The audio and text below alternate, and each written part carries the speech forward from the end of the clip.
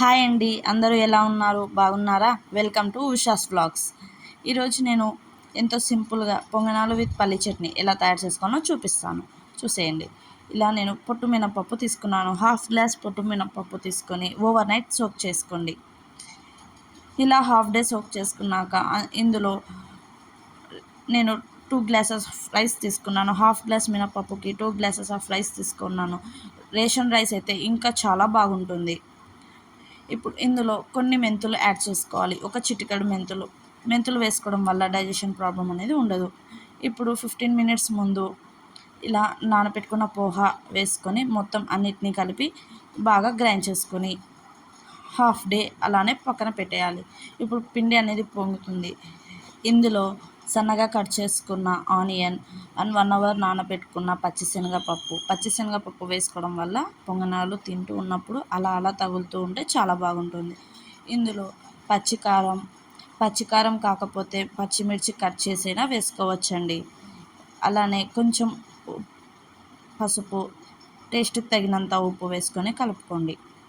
ఇప్పుడు స్టవ్ మీద పొంగనాల ప్యాన్ పెట్టుకొని ఆయిల్ వేసుకోండి. ఆయిల్ కావాలంటే మీకు తక్కువ కూడా వేసుకోవచ్చండి. ఇలా వేసుకోవడం వల్ల టేస్ట్ అనేది బాగా వస్తుందని నేను కొంచెం ఆయిల్ ఎక్కువ వేసుకున్నాను. ఆయిల్ హీట్ అయ్యాక ఇందులో మనం కలిపి పెట్టుకున్న బ్యాటర్ అనేది వేసేసుకుంటే అంతే అండి, సింపుల్. ఇది 2 సైడ్స్ బాగా కాల్చుకోవాలి. ఇలా నేను చూపించిన విధంగా ఒక గరిటె తీసుకొని వేసుకోండి. ఇది పిల్లలు చాలా ఇష్టంగా తింటారు.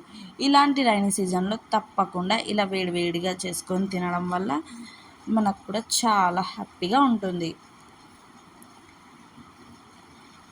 ఈ పొంగనాలను మీ సైడ్ ఏమంటారో చెప్పేయండి. మా సైడ్ అయితే దీనిని పొంగనాలు అంటారు.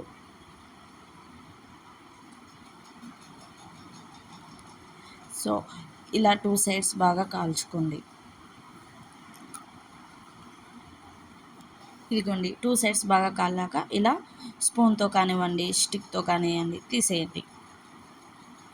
అంతే అండి. ఇప్పుడు పల్లి చట్నీ ఎలా చేసుకోవాలో చూసేద్దాం. స్టవ్ మీద ప్యాన్ పెట్టుకొని ఆయిల్ వేసుకోండి. ఆయిల్ హీట్ అయ్యాక అందులో వేరుశనగపప్పు అనేది వేసుకోండి.